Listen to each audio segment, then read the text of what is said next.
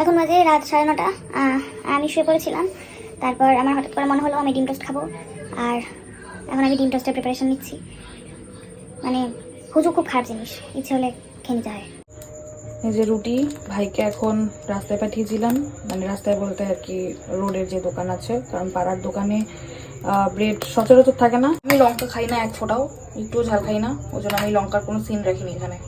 ছেড়ে দিয়েছি এটাকে, শুধু খাওয়ার অপেক্ষায়, হলেই আমি খাবো। এখানে না আমার অলরেডি 5টা হয়ে গেছে। I can't wait anymore.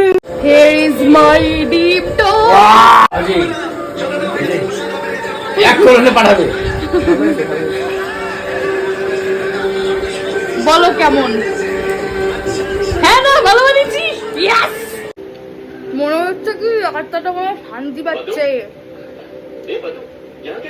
মানে এত ডিম টোস্টের প্রতি লোভ লেগেছে না কদিন ধরে, আমি জানি না কেন।